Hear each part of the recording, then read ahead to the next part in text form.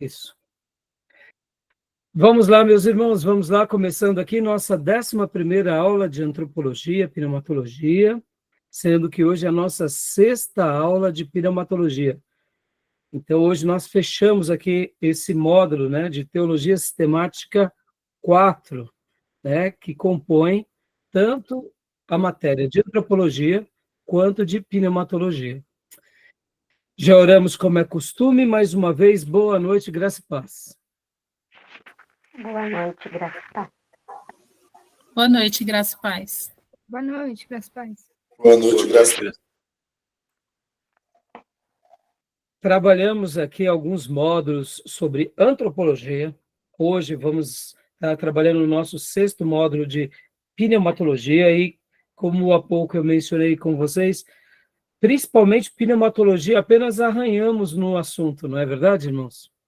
Se ficássemos aqui mais 10 módulos, ainda teríamos coisa para aprender, para ler, para discutir, para debater, né? Porque o assunto sobre o Espírito Santo é tão rico, tão maravilhoso e, ao mesmo tempo, difícil, né? E precisamos de admitir que ele é difícil. Podem ver que a igreja cristã, ela não se divide tanto quanto ao Pai, nem quanto ao Filho, mas principalmente sobre o Espírito Santo. Então, é um tema difícil, mas, ao mesmo tempo, creio que os irmãos aprenderam aqui algumas coisas, tá bom? Então, hoje a gente vai trabalhar de forma, eu diria, um pouco mais concentrada no capítulo 52 e no 53 do nosso querido irmão Gruden. Esses dois capítulos, eles falam sobre os dons espirituais, os dons do Espírito Santo. Não dará tempo de trabalharmos sobre o capítulo 17, que é os milagres, e pode ver que o Gruden coloca os milagres dentro da doutrina de Deus, que de fato todo milagre quem faz é Deus. E os dons foram dados a nós pelo Espírito Santo, mas a Trindade trabalha o tempo todo junto, a gente sabe disso. Então, hoje a gente vai falar um pouco mais sobre os dons, propriamente dito. E é curioso também que o nosso irmão Gruden coloca o capítulo de número 52 e 53 dentro da parte da doutrina da igreja, como na última aula eu expliquei. Porque, de fato, os dons, ele é algo que Deus nos concede, como cita Efésios, para o aperfeiçoamento dos santos. Ou como Paulo ensina em Corinto, né? O dom, ele é dado para nós para que a gente sirva a igreja local e que, por meio desse serviço em amor, nós venhamos de causar impactos na igreja, tá bom? Então, né, já oramos, vamos agora iniciar, vamos ler um texto bíblico. Quero lembrar a todos vocês que as nossas aulas são gravadas para que vocês possam continuar assistindo e reaprendendo sobre os temas. Gravamos também porque os alunos em EAD utilizarão dessas matérias, porque essas aulas serão parte do currículo dos alunos em EAD, e gravamos também para abençoar o maior número de pessoas onde quer que essas aulas cheguem. Tá bom, meus irmãos? Vamos ler um texto que está em João 14, 26. Evangelho de João, capítulo de número 14, versículo de número 26. O Evangelho de João é um evangelho diferente um pouco no que se diz respeito na sua proposta. E o Evangelho de João, ele tem uma característica diferente dos outros 3 evangelhos. E o capítulo 14 e o capítulo 16 também tem, eu diria, uma abordagem bem diferente, né, dos outros textos, dos outros evangelhos. Porque tanto no capítulo 14 quanto no capítulo 16, fala-se sobre o Espírito Santo de Deus. Então, são 2 textos maravilhosos que retratam bastante sobre o Consolador, ou o Paracletos. Vamos ler 14, 26? Estou publicando aqui na tela, mas o irmão pode ler na sua Bíblia, a versão que você tem. Quem desejar pode ler para nós. João 14, 26. Eu vou ler, então. Pode ler. Pode. Mas o Consolador, que é o Espírito Santo, que o Pai enviará em meu nome, ele vos ensinará todas as coisas e vos trará à lembrança todas as coisas, tudo quanto eu vos tenho dito. Amém. Que ele continue nos ensinando tudo o que aprendemos sobre Deus, sobre Jesus, sobre a palavra de Deus, sobre as doutrinas, e que todos nós continuemos crescendo, e que nas verdades sagradas, e que o ensino do Espírito Santo sobre nós se dê principalmente na revelação especial, mas não somente nisso, mas em toda a revelação. Toda a revelação de Deus, seja ela natural, ou seja ela também revelação especial, ou seja, que em todas as áreas da nossa vida, que sejam bênção, que o Espírito Santo possa nos ensinar e nos fazer lembrar de tudo que um dia a gente aprendeu. Tá bom, meus irmãos? E vamos então trabalhar, né, dentro das temáticas de hoje, tá bom? Vamos aprender um pouco mais sobre os dons espirituais. Beatriz, você tinha falado, né, há pouco, tinha feito uma pergunta, eu gostaria que você fizesse de novo. Sim, a respeito do capítulo que está falando sobre o batismo no Espírito Santo. Tanto o Gruden, né, quanto o pastor Nicodemos vai falar, que ele acaba falando que não é nem a conversão, nem o dom de línguas, nem uma outra experiência. Então, afinal, o que seria o batismo no Espírito Santo? Não é nenhuma dessas três coisas. Porque como ele coloca que é bem no início, dá a entender que seria praticamente o mesmo que a conversão, mas não é. Joia. Então, realmente, irmãos, vocês entenderam bem a pergunta da Beatriz? Alguns pastores, né, Beatriz, colocam que o batismo com o Espírito Santo não é nem a conversão, né? Não é nem uma experiência depois. Então, o que seria, né? É isso? É isso mesmo? Algum irmão tem alguma dúvida ainda sobre essa questão, irmãos?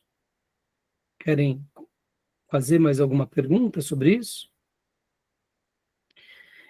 Então, vamos lá, vou tentar responder para vocês, irmãos. Olha, percebam uma coisa que é muito importante a gente lembrar. Enquanto Jesus estava aqui na Terra, ele recebeu o Espírito Santo, e ele, então, agora, cheio do Espírito Santo, ia fazendo os sinais, ia fazendo as maravilhas, os milagres, pelo poder de Deus, para a glória do Pai. Olha que interessante essa fala. Jesus estava realizando uma obra inédita para glorificar o Pai, ele como o segundo Adão, ou seja, o Deus que encarna, mas agora ele estava trabalhando sobre o poder e influência do Espírito Santo. Percebam que a Trindade está trabalhando o tempo todo, não é? Jesus estava glorificando o Pai, cumprindo a vontade do Pai. Ele é Deus Filho, e debaixo do poder e da unção do Espírito Santo, ele realizava as obras de Deus. Naturalmente, os apóstolos e discípulos eram impactados pelo poder de Deus, eram visitados pela graça de Deus, glorificavam o Pai, glorificavam a Jesus, glorificavam o Espírito Santo, e de uma certa medida eles eram atingidos ou banhados pela glória de Deus. Até aí nenhum problema, porque o próprio Deus estava aqui entre nós. Então o Espírito Santo ia sendo manifesto por meio de Jesus na vida de muitos. Porque o próprio Filho de Deus estava aqui, o próprio Deus Filho. Joia. Ele morre, cumpre todos os mandamentos de Deus, morre uma morte substitutiva, em lugar de todo o que nele cresce, resgata-nos, compra-nos, redime-nos, e agora é elevado aos céus, fica à direita do Pai, e agora o próprio Jesus derrama o Espírito Santo sobre quem? Sobre essa igreja recém-criada. E agora o Espírito Santo, então, vem sobre aqueles que já tinham o Espírito Santo e agora passam por essa experiência. E aí, então, vamos assim dizer, começa a história do Novo Testamento. E aí é onde entra Atos 2, Atos 8, Atos 10, né? E os demais textos de Atos, Atos ali em Éfeso. Então, o Espírito Santo também vai sendo confirmado em todos os cristãos espalhados em qualquer lugar.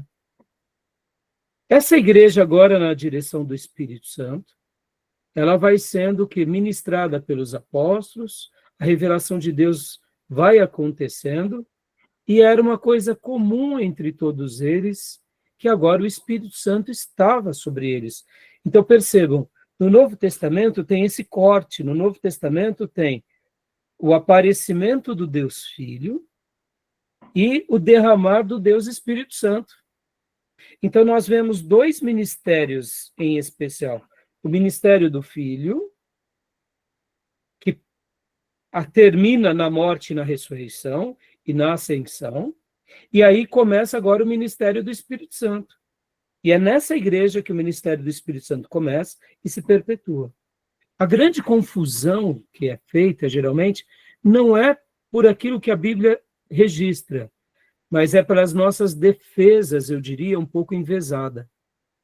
Os tradicionais, de uma forma geral, vão dizer que nós já temos o Espírito Santo e fomos batizados no Espírito Santo. E vai ter base bíblica para isso, porque não há conversão sem o Espírito Santo. Os pentecostais vão dizer que os tradicionais não creem no Espírito Santo. De outra forma, vão dizer que eles negam o Espírito Santo, que não é verdade.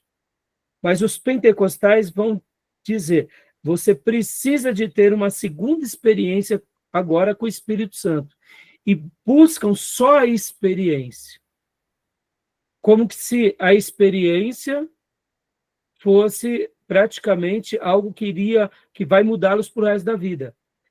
E não dão uma ênfase tão grande à plenitude do Espírito Santo, que também é outro erro. Então, percebam, o problema, eu diria, está muitas vezes nessas defesas envesadas. Vamos lá, colocando aqui em miúdos. Todo mundo que realmente se converteu, ele já tem o Espírito Santo. Agora, não é o fato de eu já ter o Espírito Santo que eu não possa, na minha caminhada, ter experiências com ele. E essa que é a questão. Por isso que eu gosto de dizer o seguinte, todo cristão que realmente se converteu verdadeiramente já tem o Espírito Santo. No entanto, ele, na sua caminhada, segundo os desígnios e vontade de Deus, ele vai ter experiências com Deus. E olha só que interessante é isso, irmãos, isso é muito interessante. Quer ver o dilema nosso? Vocês vão entender perfeitamente. Nós vivemos o dilema do já e o ainda não. A doutrina do Espírito Santo passa muito por essa experiência do já e do ainda não. Quer ver um exemplo? Se eu perguntar para vocês aqui, sem medo de errar, vocês já são salvos? Vocês já sentem a eternidade na vida de vocês? Ou parte da eternidade? Um crente que está firmado na graça sente, na verdade, a salvação já me atingiu. A salvação já me atingiu. Nós já somos salvos. Mas nós já estamos na eternidade? Ainda não. Diga, Júnior, o que você ia falar? João 5:24. Tem a vida eterna.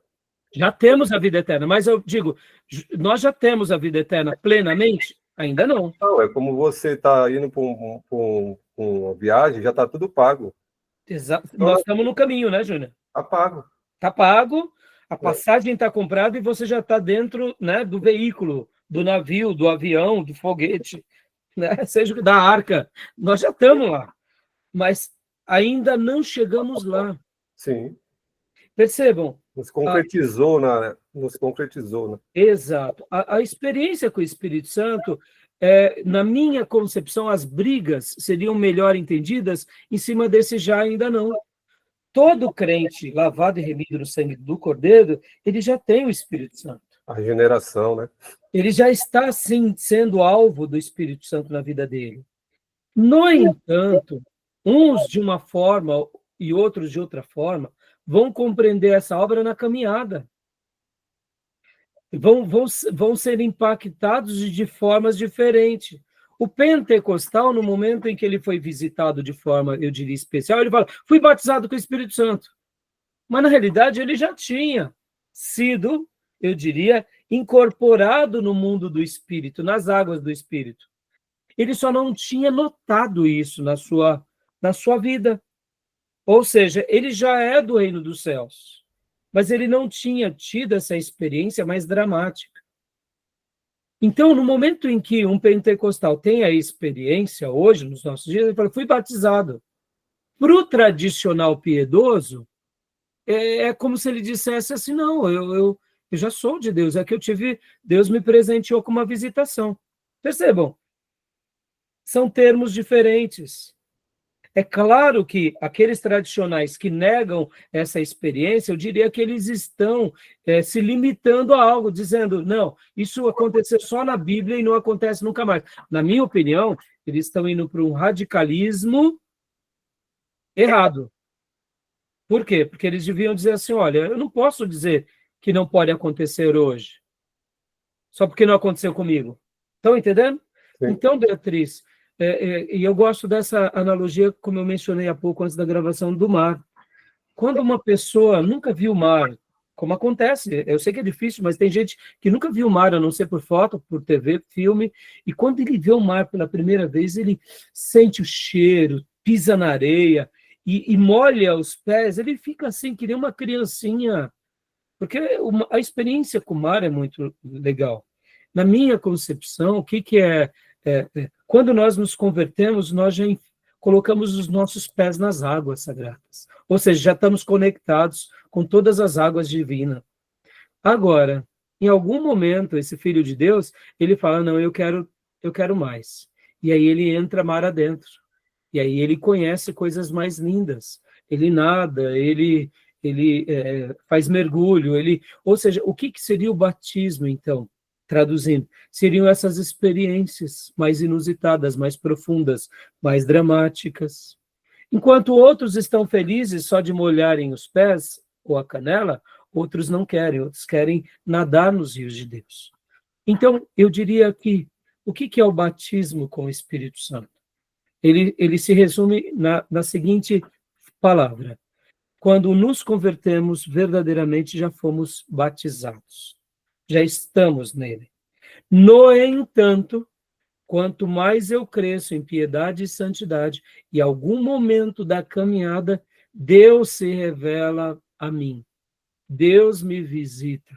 Deus me usa. A glória de Deus é manifesta. A minha vida, a minha alma, mente, corpo, passa por experiências sobrenaturais. E ali eu posso dizer que essa pessoa experimentou o que é a plenitude.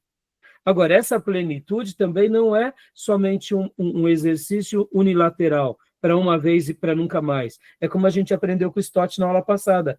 Deve ser uma constante para a vida toda. Ou seja, eu hoje passei por um milagre, amanhã eu quero uma nova experiência, depois da manhã eu quero outra coisa, e assim a gente vai tendo essa experiência com o sobrenatural, e o sobrenatural passa a ser algo normal na nossa vida. Então percebam que eu, particularmente, sou muito resolvido nisso. O irmão que busca essa segunda experiência, eu incentivo mesmo. Não, meu irmão, busque, porque, irmão, é experiência com Deus. E aí, quando ele tem a sua segunda experiência, realmente passou por uma experiência calorada, emocionante, transformadora, aí eu falo, continue nessa plenitude e tenha mais experiências. Por quê? Porque essa foi, vamos dizer assim, né? Essa foi a primeira de muitas outras que virão. Então, ao mesmo tempo, dizer que os irmãos não podem ter essa experiência é negar o texto sagrado, porque no Novo Testamento, em Atos, nossos irmãos tiveram essa experiência. E aí onde eu digo, Deus deseja que tenhamos essa experiência. Eu separei aqui o material até para fazer um adendo aqui para vocês, e eu vou até aproveitar esse momento introdutório para ler para vocês. Muitos irmãos que dizem que os dons cessaram, eles vão dizer que o livro de Atos ele não é normativo. O livro de Atos é um livro histórico que registra apenas aqueles acontecimentos que não se repetem nunca mais. Eu não acredito nisso. Para mim, o livro de Atos dos Apóstolos ele é normativo. Por quê? Porque se fosse o contrário, o próprio texto sagrado teria revelado. Pastor, por que o senhor está dizendo isso? É simples, meus irmãos. Lucas que escreve Atos. E Lucas também que escreve o Evangelho de Lucas. Ora, quando ele escreve as duas cartas, são a mesma tônica, ou seja, o autor aqui, guiado pelo Espírito Santo, não disse assim, ó, aqui é um registro histórico que aconteceu uma única vez, que não acontece nunca mais. Ele não disse isso. Da mesma forma que ele escreve o Evangelho de Lucas, mostrando a importância e as normas do Evangelho para todo filho de Deus para sempre, Atos é a continuação de Lucas. É bem simples. Então, se Deus quis se revelar para nós por meio das suas escrituras, tudo que está em todos os textos das Escrituras, sejam livros históricos, poéticos, sapienciais, sejam livros de leis, Pentateuco, sejam cartas, sejam epístolas, sejam cartas pastorais, sejam livros de profecia e revelação, tudo é normativo. Para que uma pessoa possa entender as Escrituras, basta uma básica hermenêutica que ele vai compreender naturalmente em todos esses textos. Então, na minha concepção, fragmentar isso literalmente provocar, né, vamos dizer assim, uma inferioridade. Quer ver outra coisa? Se eu, por exemplo, quando eu inferiorizo o livro de Atos, eu estou inferiorizando a principal pessoa e expoente do livro de Atos, que é o Espírito Santo. Ora, nós não podemos fazer isso. E vocês vão se recordar que Jesus, certa ocasião, ensinando seus apóstolos, disse, olha, quando um filho pede pão, o pai não dá pedra. Quando o filho pede peixe, o pai não dá serpente. Quanto mais vocês pedirem ao Pai o Espírito Santo. Percebam, Jesus estava nos ensinando a orar ao Pai pedindo o Espírito Santo sempre. Logo, todos os filhos de Deus, em todos os tempos, do Novo Testamento, a última alma que será viva nessa terra, antes do grande julgamento de Deus na terra, todos nós devemos orar pedindo o Espírito Santo de Deus sobre nós. Ora, então os registros de Atos só é um modelo para as suas igrejas de todos os tempos. Por isso que eu, particularmente, acredito que Atos é normativo, sim, e que nós devemos, sim, orar pedindo o Espírito Santo sobre nós. Então, assim, mas e aí, pastor? E aí que nenhum problema. Todo filho de Deus tem o Espírito Santo. A grande pergunta não é se ele tem o Espírito Santo, é se ele está cheio do Espírito Santo. Aí, essa é a pergunta. Ter o Espírito Santo é uma coisa, remete à ideia de molhar os pés nas águas dos mares de Deus. Ser cheio do Espírito Santo significa mergulhar nesses mares, conhecer esses mares, conhecer as profundidades, conhecer essas variedades. Irmãos, pode ser uma analogia simplória, mas eu não sei se vocês conhecem Santa Catarina, né? Mas Santa Catarina é curioso, porque principalmente a ilha de Florianópolis. Eu tive a honra e o prazer de conhecer Florianópolis. E Florianópolis, a variedade de praias que tem em Florianópolis, quem conhece aqui Florianópolis? Não? Tem uma variedade incrível de praias lá em Florianópolis. É maravilhoso. Quem um dia puder vai conhecer. Eu não recordo agora, mas é coisa de 20, 30 praias. Né? Se você vai passar uma semana em Florianópolis, você conhece 5, 6 praias. Mas é lindo. E tem uma praia, que é a praia de Joaquina. Você conhece, Júnior? Florianópolis? Conheço. A praia de Joaquina, ela tem um diferencial muito curioso, além das ondas, que é uma praia, obrigado. Limpa, né? É uma praia, não, todas as praias lá são maravilhosas, né, Júnior? Pô, são boas lá. Tem muito argentino lá, muito uruguai. Isso. E a praia da Joaquina, olha só que curioso. Ela literalmente, ela tem uma correnteza diferente das outras praias. Baúba não tem.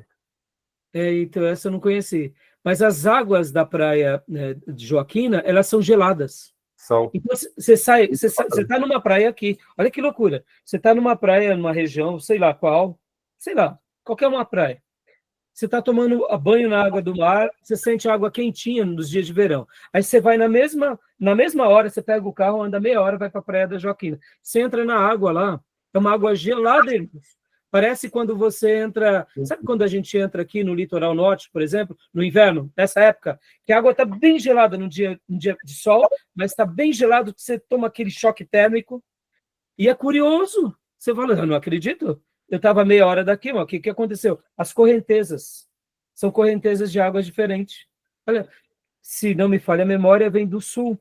São correntezas geladas, né? Vem da região... Então, percebam, parece loucura, né? É isso, Beatriz. Então, voltando à analogia, quando nós nos tornamos pleno do Espírito Santo, ou seja, o Novo Testamento vai falar que essa experiência é um batismo total, é uma imersão plena. Por isso que alguns irmãos que viviam uma vida, muitas vezes, durante muitos anos da sua vida, sabe, naquela religião legalista, né? Muitas vezes sendo um cristão legalista, sem romper o pecado, de repente, um dia eles começam a buscar a Deus e eles sentem que a vida deles é transformada, e aí falam, fui batizado. É isso aí, você se tornou pleno, você não era, se tornou pleno. Foi um batismo? Foi. Mas ele já tinha? Tinha. Ele já era, em tese, batizado? Era, mas ele mesmo não tinha essa consciência. E agora, pela graça de Deus, os seus sentidos, a sua vida, a sua mente foi despertada. E alguns desses irmãos, quando recebem uma visitação como essa, vêm com dons, vêm com uma manifestação espiritual. Por isso que o movimento pentecostal criou força. Por quê? Porque realmente resgatou esse modelo apostólico. E não está errado, meus irmãos. Agora, onde entra o erro? Na minha concepção, quando a gente busca somente a experiência sem a plenitude. Ou seja, eu busquei a experiência, busquei o batismo, e agora eu estou satisfeito porque atingi tudo, eu não preciso mais me manter na santidade. Entenderam? Aí é onde entra o outro erro. Então, não sei se eu te respondi, tá, Beatriz? Tudo bem? Tudo bem, filhos? Tudo bem, meus irmãos? Deu para esclarecer? Alguma dúvida dos irmãos? Não? Então, beleza, vamos lá. Mas podem continuar me perguntando, tá, meus irmãos? Me entendam, irmãos, eu não quero aqui reinventar a roda, né? Mas eu quero dizer o seguinte, irmãos, que o batismo com o Espírito Santo, segundo o livro de Atos, é uma experiência que o cristão vai passar em algum momento. Mas ele já foi batizado já, mas ele não caiu em si. Ele ainda não viu aquilo. Em algum momento ele vai ser tomado. Claro, se ele realmente buscar a Deus. E deixa eu concluir com essa fala. E por que Deus fez assim? Por que Deus deixou algo meio misterioso? Meus irmãos, eu acredito que Deus deixou algo meio misterioso de propósito. Deus deixou algo assim meio misterioso porque Ele quer ver em nós a nossa dedicação por Ele. Pode ver, irmãos, são poucos os irmãos ou as irmãs que passam por uma experiência sobrenatural sem buscar a Deus de todo o coração. Existem essas exceções? Existem. Mas são mínimas. Como que acontece, via de regra, com o povo de Deus? É o modelo da igreja lá no cenáculo. Eles estavam o quê? Orando, buscando a Deus. Podem ver, Cornélio estava fazendo obras de piedade, ou seja, ele era um homem devotado, ele buscava a Deus do jeito dele. Os samaritanos, ao ouvirem Filipe, a mesma coisa, estavam buscando a Deus. E os irmãos de Éfeso, a mesma coisa.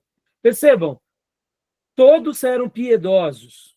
E na piedade, você vai ter um encontro com esse Deus maravilhoso na terceira pessoa da Trindade. Você vai ter uma experiência.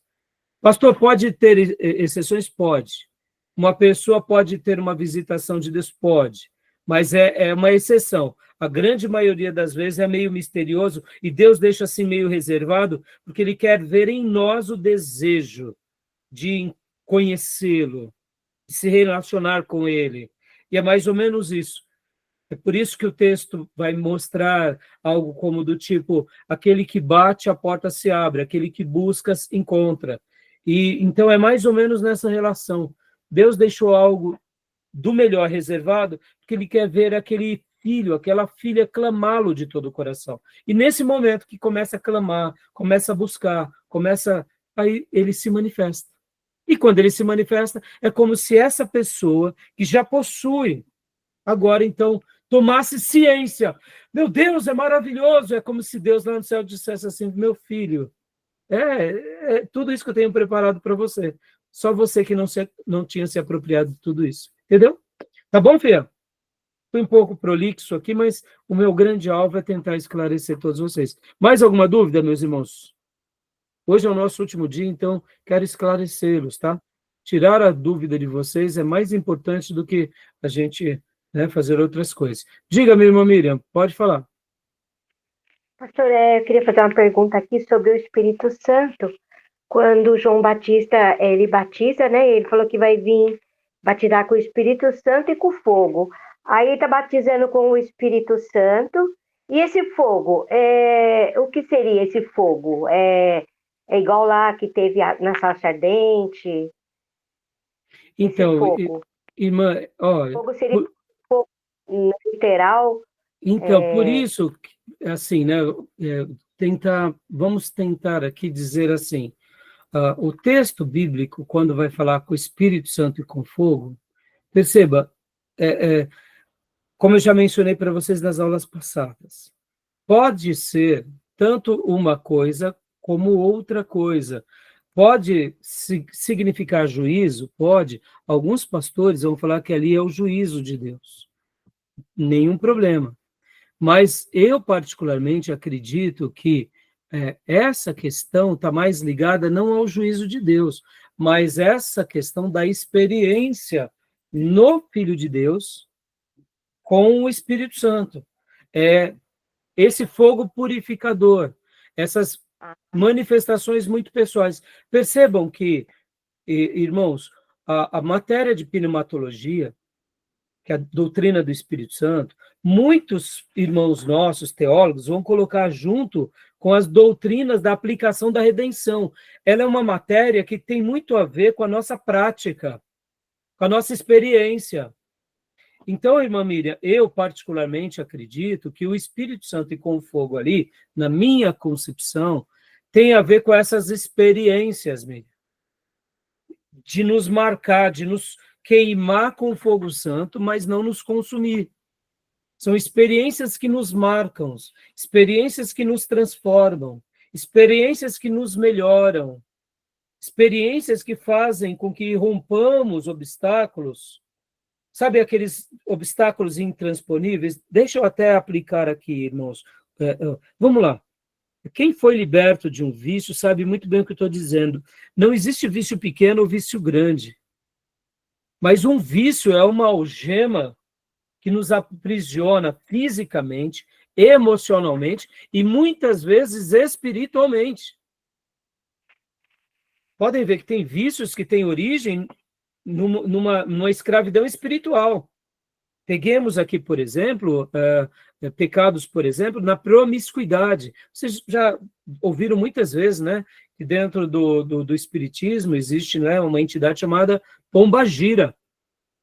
Irmãos, parece bobeira, mas dentro da sexualidade, assim como dentro dos vícios, os demônios trabalham muito grande dentro dessas questões. E tem vezes que, antes de ser uma dependência fisiológica, que pode ser, ela é uma dependência espiritual. ali por causa de uma religião ou por causa de uma certa abertura que nós demos no mundo espiritual, a pessoa começa a ter práticas pecaminosas e quando vai ver está escravizado e não consegue se desvencilhar. Então, quem já passou por alguma libertação espiritual sabe muito bem o que eu estou falando. Pode ver que essa é uma experiência que você tem. Você literalmente sente no seu espírito, na sua alma, no seu corpo, como que se Deus rompesse aquelas cadeias e aqueles grilhões. Perceba, quem realizou isso na nossa vida foi o Espírito Santo. Expulsando quem? Toda aquela legião maligna, se havia no mundo espiritual, se não no mundo espiritual, na mente, nas ideias, ou se não no físico mesmo, uma dependência química, por exemplo. Então, seja como for, percebam que uma libertação, ela tem muito a ver com essa questão da nossa prática. E por isso que, agora, virando a página, irmã, e vou respondendo a Miriam. Miriam, quando fala com o Espírito Santo e com fogo, Miriam, tem a ver essa experiência real com o Espírito Santo, com a terceira pessoa da Trindade, sentindo esse fogo purificador, Miriam. Sabe aquelas coisas que outrora não conseguíamos romper, que Deus nos ajuda? É uma experiência purificadora, libertadora. Então, o fogo de Deus, na minha concepção, é esse que nos purifica na semelhança do ouro no crisol.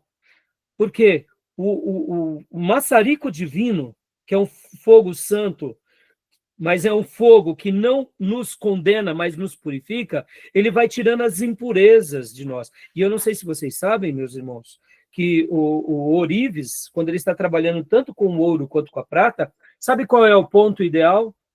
Porque se o fogo for mais intenso do que há um equilíbrio no crisol. Quando o ourives está ali, né, separando as impurezas do ouro, se ele continuar pondo muito fogo, o ouro ou a prata viram pó.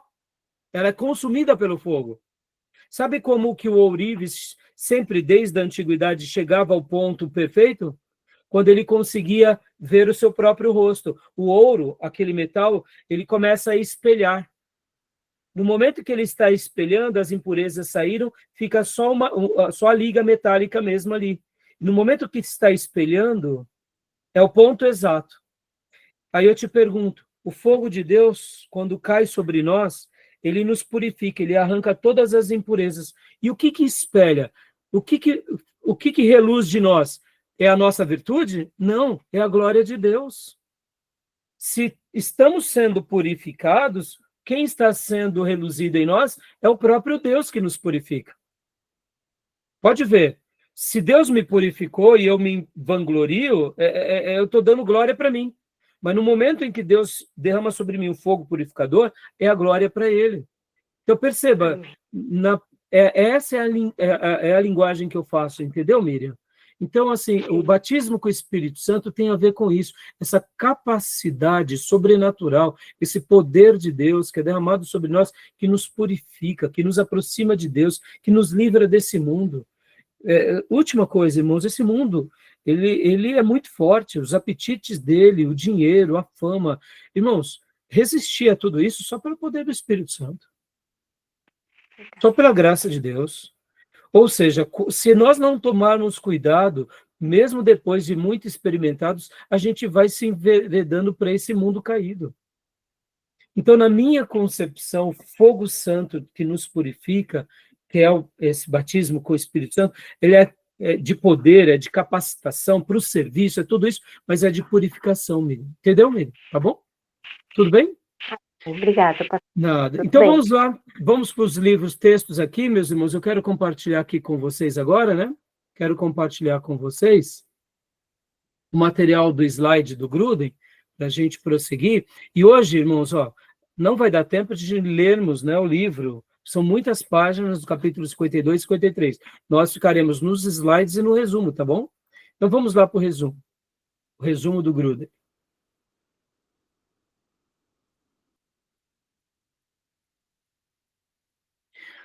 Irmãos, tem horas que eu tento ter uma palavra aqui para vocês, mais simples, mas Eu não quero ir para o simplismo, tá? Quero ser simples sem ser simplista. Mas tem vezes que a melhor explicação para nós são aquelas que o texto sagrado sempre nos ensinou. Ou seja, meus irmãos, mesmo que a nossa teologia tenha terminologias bem rebuscadas, deixemos o texto bíblico falar, tá bom? Vamos deixar o texto bíblico falar. O Senhor nos disse para que pedíssemos ao Pai o Espírito Santo. Acabou. Peçam e creiam que vocês receberão. E depois compartilhem os testemunhos. Por quê? Porque eu acredito que o Espírito Santo ele vai ser derramado sobre a nossa vida sempre. Assim como houve o cumprimento em Joel, lá em Atos 2, aquela profecia de Joel que se cumpre em Atos 2, continua sendo derramado sobre nós hoje. Os nossos sentidos são tocados, os nossos ouvidos, a nossa visão, a nossa boca, e o Espírito Santo vai sendo derramado sobre toda a carne. Eu acredito nisso, meus irmãos. Eu acredito que quando eu ensino à igreja, a vocês, aqueles que Deus deu para que eu pudesse servir, que eles vão receber o Espírito Santo, não por causa de mim, mas por causa da promessa. E por isso prego, por isso creio e por isso peço por mim. Porque eu amo deixar a Bíblia falar. Porque toda vez que eu acredito naquilo que Deus disse, eu estou me abrindo às promessas de Deus. Mesmo que isso pareça ser muito simples, é simples, mas não é simplório. Simplório é dizer, creia nisso porque creia. Não, é dizer, o texto sagrado nos prometeu. O texto sagrado disse que não haveria diferença entre gênero, idade, tipo social. Pelo contrário, Joel 2 e Atos, e todo o livro de Atos vai falar que o Espírito Santo é derramado sobre toda a carne. E nós estamos vivendo na dispensação do Espírito Santo. Ponto final. Então, peçam para Deus experiências. Sejam humildes quando tê-las. E acreditem sim que todo aquele que um dia se converteu de todo o coração, ele já tem o Espírito Santo. Mesmo que ele não saiba tudo que ele tem, eu compararia a um novo convertido a um filho de um príncipe. Né? Um filho de um príncipe. Ele não sabe o que é ser um príncipe. Ele é só um filho de um príncipe, ele nasceu no castelo. O novo convertido é esse filho do príncipe. Ele nasce num berço lindo, ele cresce entre a realeza, mas é uma criança. E quando ele for crescendo, caindo em si, ele vai entender, meu Deus, o meu pai é o rei, eu sou um príncipe, eu tenho esse castelo, entendeu? A plenitude do Espírito Santo é essa consciência. Alguns vão chegar mais para frente, alguns vão talvez mais cedo amadurecer, dizendo, eu sou um príncipe, eu sou uma princesa. Outros vai só descobrir depois da juventude, entendeu? Então, eu faria essa comparação, tá bom? Diga, Júnior.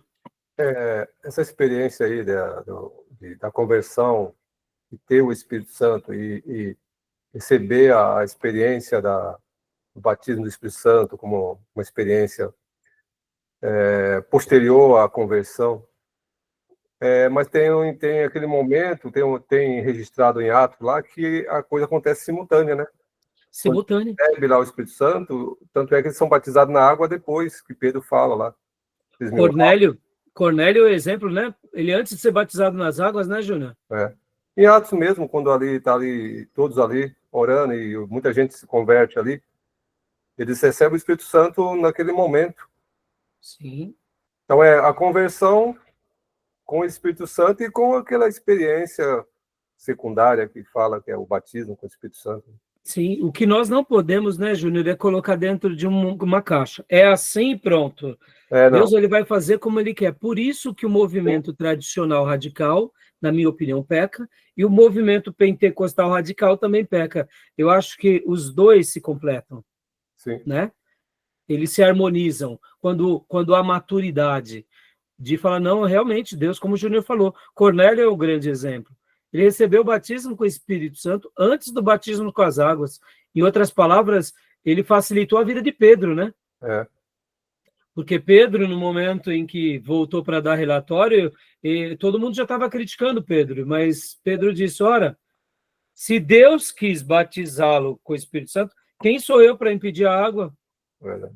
Você entende, irmãos? E e aqui mais uma coisa sobre a experiência. Irmão, por isso que a gente não pode dizer que fulano de tal é um herético, Beltrano é um herético. De repente ele está tendo experiências. O problema é que muitas igrejas, por serem rasas na doutrina, eles têm uma experiência e aquela experiência vira doutrina. Isso que é o problema.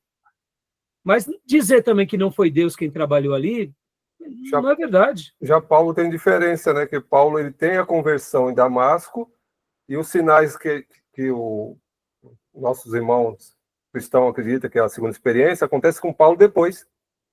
Ele fala língua, que ele diz que fala mais língua de qualquer pessoa, né? Paulo diz. O Paulo já é mais difícil de entender, né, Júnior? Porque a gente nota que, inclusive, ele teve uma experiência de cegueira, né?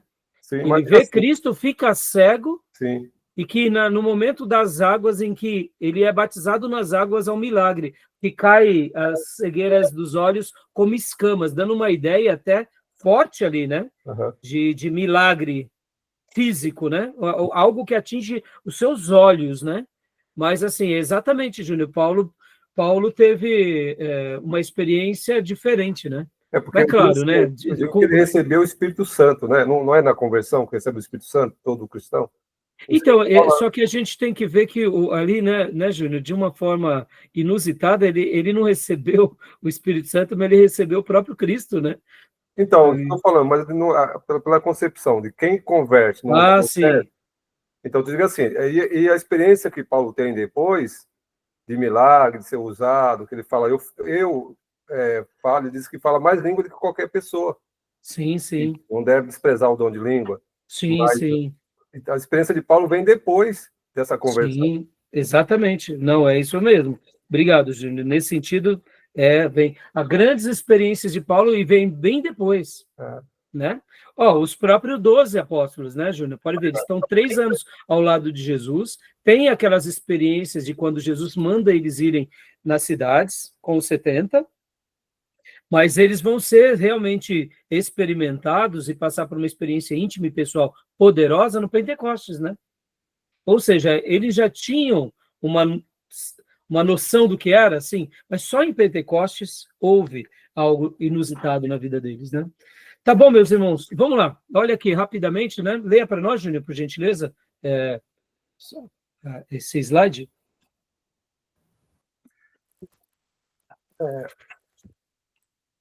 Os dons do Espírito Santo. Dom espiritual é qualquer talento potencializado pelo Espírito Santo e usado no ministério da igreja. Wayne Grudem.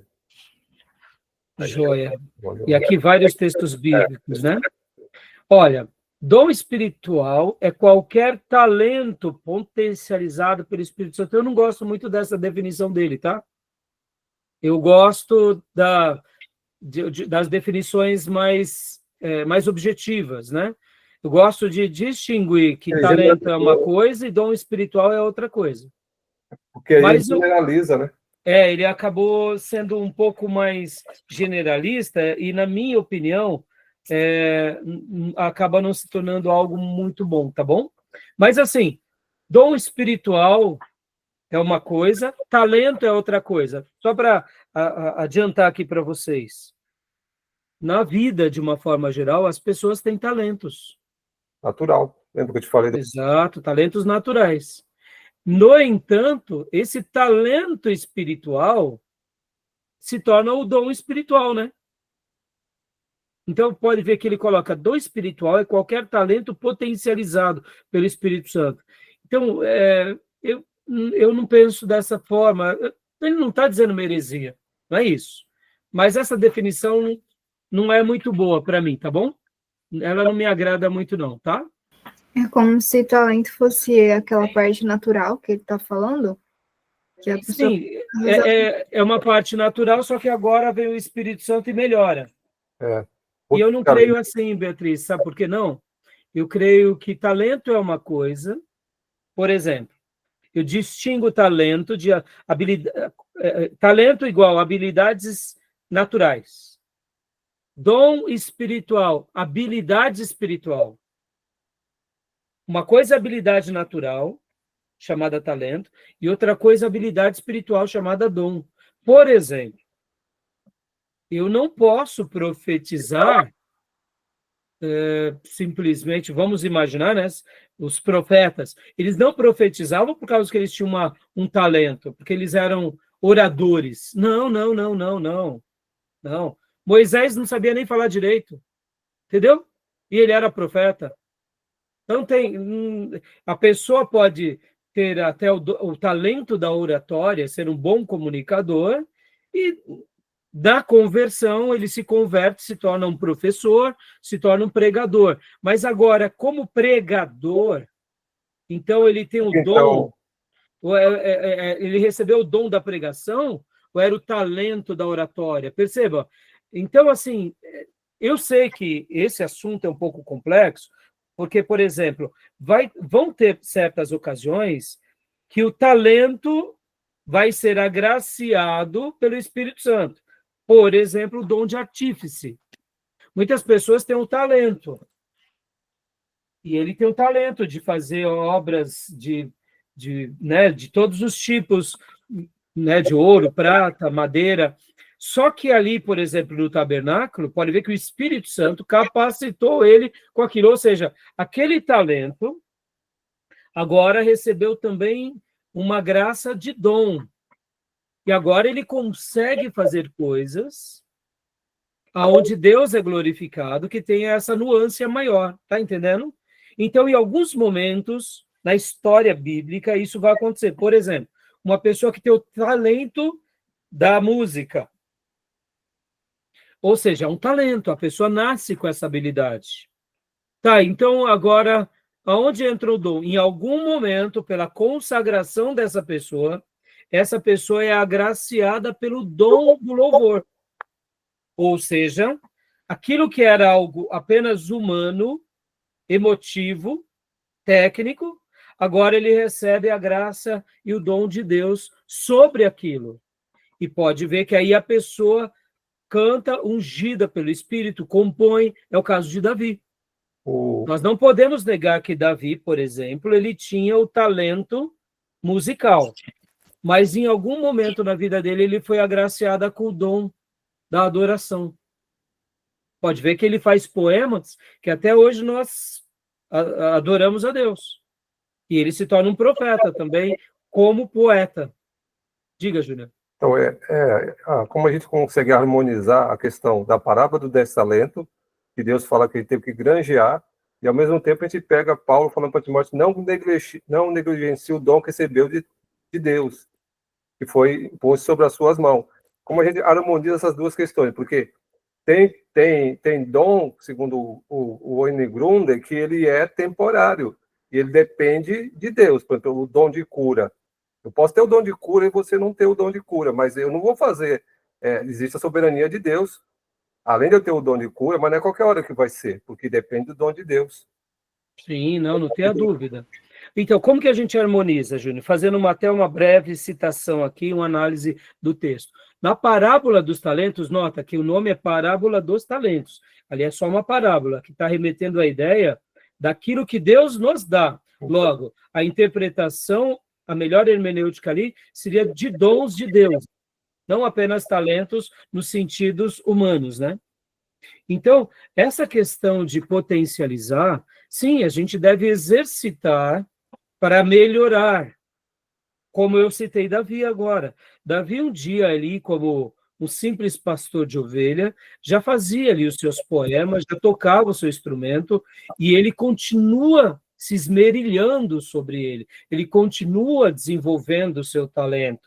Então, perceba que nós não devemos, de fato, esconder o talento, como a parábola cita. Nós devemos potencializá-la, em outras palavras, exercitá-la, aprimorá-la. Veio o presente de Deus sobre nós, e agora nós não limitamos aquele presente, antes nós potencializamos ele. Nós continuamos crescendo. Vamos lá, vamos pegar um exemplo aqui nosso. Olha só, todos nós aqui estamos potencializando os nossos talentos. Mesmo eu já tendo mais de, né, eu me converti aos 17 anos de idade. Estou com 54 anos, né, fiz 54 anos. Percebam, meus irmãos, olha só, ao estudar para dar aula para vocês, eu estou aprendendo ainda, eu estou me aprimorando. E por isso eu pretendo dar aula a vida toda, porque eu pretendo a cada dia crescer, porque não há melhor maneira de aprender do que ensinando. Eu preciso aprender 2 vezes mais para poder passar para vocês. E percebam como isso é um exercício de piedade no meu dom de ensino. No momento em que eu me dedico a aprender para passar para vocês, estou pegando aquele meu dom e estou potencializando ele para servir melhor. Vocês aqui, como alunos, ou seja, vocês estão querendo aprender mais para servir. Então, percebam, Júnior, a gente harmoniza dessa forma, né? Seja um dom espiritual ou seja um talento, nós continuamos zelando por ele, continuamos nutrindo ele, continuamos investindo sobre ele, né? Porque senão a parábola, eu sei que é uma parábola dita por Jesus, mas nós podemos sofrer desse mal de desconsiderar dos presentes de Deus. Ou seja, Deus me deu um talento e eu coloco aquilo em segundo e em terceiro plano e vou buscar outras coisas na vida. Então, na realidade, eu acho que essa é a harmonia, entendeu? Respondeu, Júnior? Ah, sim. É? É porque eu acho que o dom está mais ligado à questão espiritual, o talento está mais ligado à habilidade mesmo. Sim, exatamente. Da Não pessoa. tenho dúvida. Não tenho dúvida. No entanto, Júnior, eu posso ter uma habilidade e Deus pode revesti-la com graça e unção. Eu posso ter uma habilidade musical, uma habilidade de ensino, uma habilidade de liderança. E em algum momento da caminhada cristã, o Senhor agora me reveste de unção naquela minha habilidade. E aí se mistura.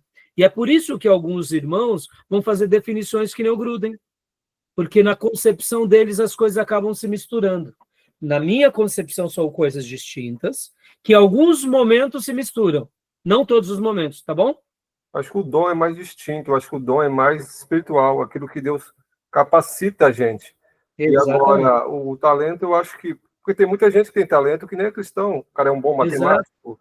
É um... Quer ver um último exemplo, Júnior? O dom pastoral, Júnior. Nós não, perceba, o tradicional, olha só que interessante, ele estuda para se tornar pastor, não é? Uhum. Na grande maioria. Eu acho que não é o correto. Você tem que estudar para se preparar para o ministério. Para quê? Para aquilo que o Espírito Santo de Deus te destinou. Sim, sim. Porque o dom não vem do homem, não vem das habilidades. Verdade, ou seja, verdade. Estou fazendo teologia para me aplicar àquilo que o Espírito Santo me separou. Por exemplo, estamos nessa classe. Eu não sei quem vai ser aqui pastor, quem vai ser missionária, quem vai ser professor, quem vai ser um proclamador do evangelho, evangelista. Então, percebam, talvez alguns de vocês aqui serão gestores públicos. Ah, mas não tem nada a ver fazer teologia. Claro que tem tudo a ver. De repente, o seu dom está na gestão pública. E você vai ser agraciado por Deus de ser um ministro do evangelho na gestão pública. E você vai precisar do quê? Do conhecimento bíblico para colocar a serviço o seu novo trabalho, o futuro trabalho, para a glória de Deus. Então, percebam, na minha concepção, o dom pastoral, ele é um dom, Deus dá para quem Ele quer. E agora, né, na concepção pentecostal, aí eu acho, né, avivada e pentecostal, a pessoa entende que tem o dom, ou o dom aflora, e aí ele vai buscar o preparo. Mas alguns tradicionais também notam que, olha, Deus está me separando para alguma coisa na igreja, não entendem muito bem e na caminhada descobrem. Então, percebam, as coisas elas vão se caminhando, né? Tem hora que a gente recebe o dom e busca se aperfeiçoar, e tem hora que a gente vai se aperfeiçoando e no meio do caminho Deus nos presenteia com o dom. É um mistério, irmãos, por isso que a vida da igreja é um grande mistério, tá bom? Ah, sim. Então, vamos só ler mais alguns slides para a gente ir para os próximos pontos, né? Leia para nós, Júnior. Opa. Ok. Os dons na história da salvação. Os dons na história da salvação. Antigo Testamento, atuação e profecia. Neemias, Números, né? Números 11, 29. Joel. Joel 2, 28, 29. Novo Testamento, cumprimento e atuação. 1 Coríntios 1, 7, 3. E aí outros textos, né? Não precisa ler não, Júnior. Ó, então, os dons na história da salvação. No Antigo Testamento havia uma atuação e havia a profecia, e no Novo Testamento houve o cumprimento e houve a atuação. E aí eu continuaria até colocando aqui a continuação. É óbvio, irmãos, como dons. A revelação está fechada, tá? Só mais esse slide, Júnior. Listas bíblicas dos dons.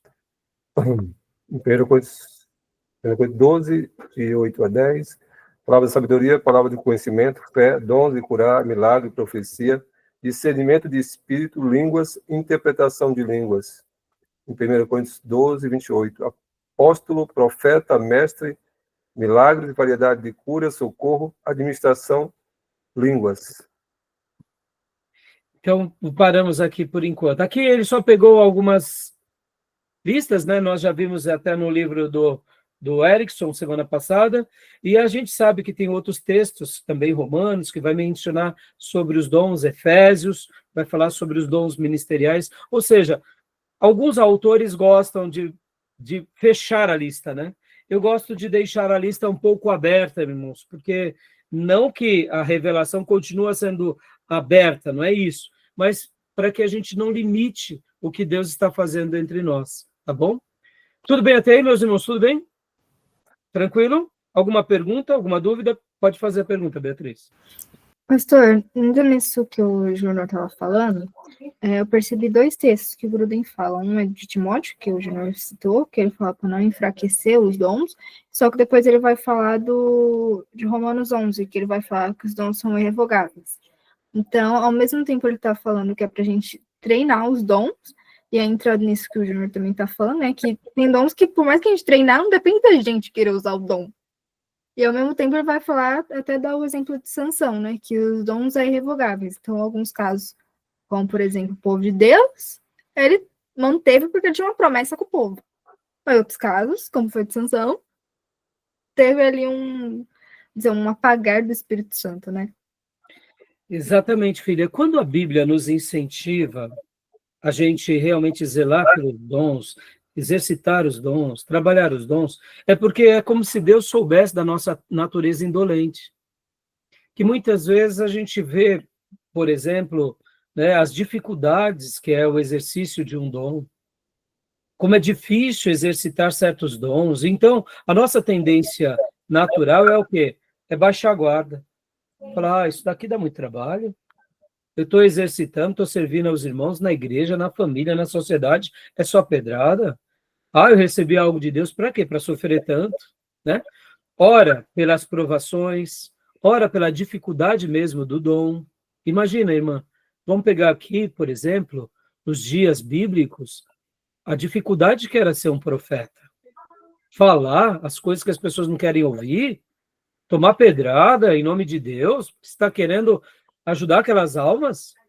Então, imagina, tem vezes que o dom, a gente recebe um dom, e aquele dom é um dom difícil para exercitar. Então, quando a Bíblia nos incentiva a trabalhar, não esquecer, não desprezar, é porque, de fato, é como Paulo falando a Timóteo, que o Júnior citou, que você lembrou. Timóteo era um jovem pastor, que estava ali do lado de Paulo, mas não era Paulo.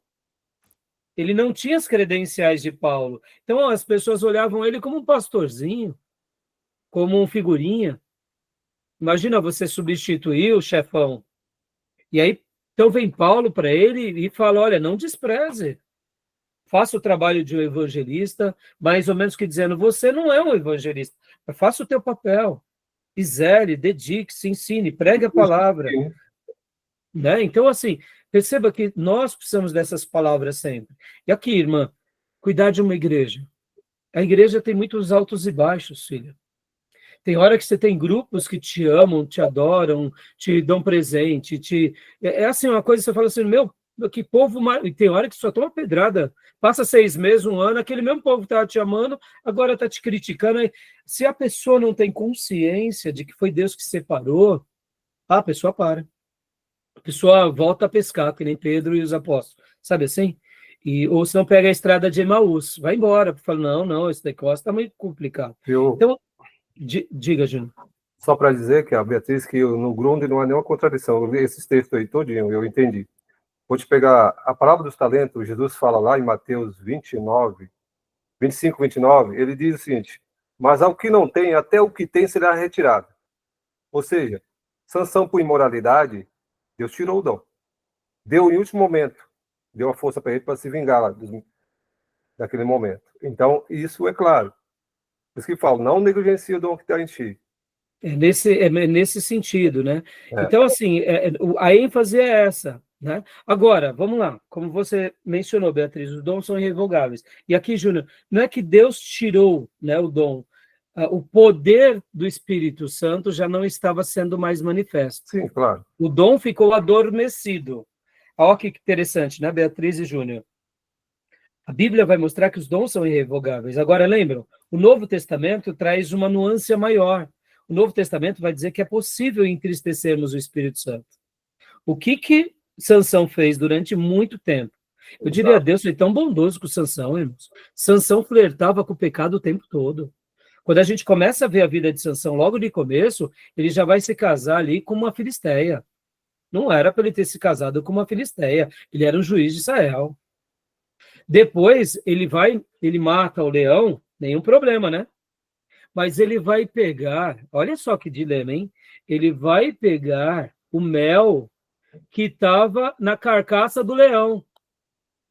Perceba, parece bobeira, talvez vocês nunca pensaram sobre isso. A gente fechar esse módulo aqui. Sansão era aquele crente que flertava com o pecado, chegando sempre na beirada do abismo o tempo todo.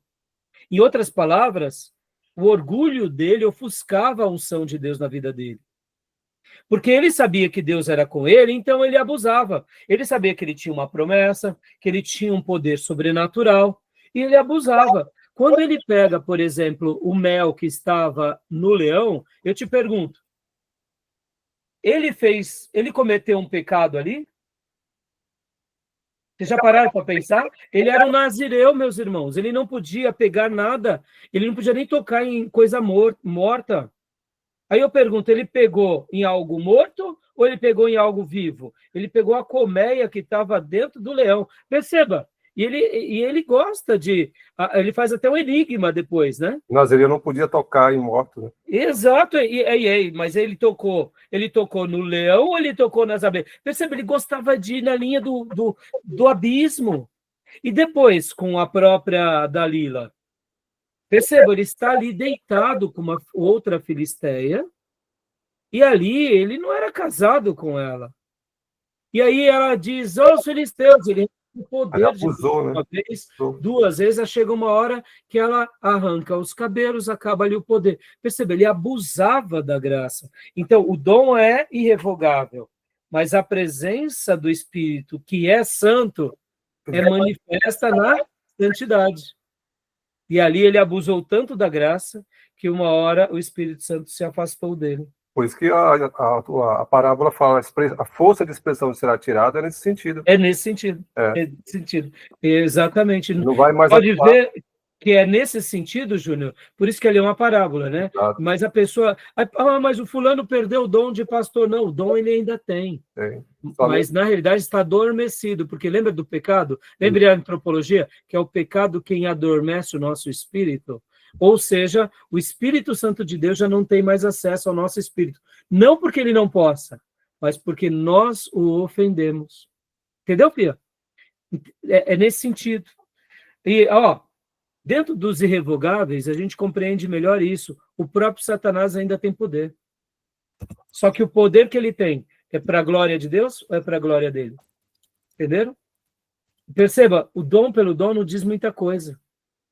Por isso que a plenitude do Espírito Santo se torna mais importante do que uma experiência. Dia, só concluindo, Júlio, um dia Lúcifer, lá no céu, teve muitas experiências. E ele nunca mais teve e nunca mais terá.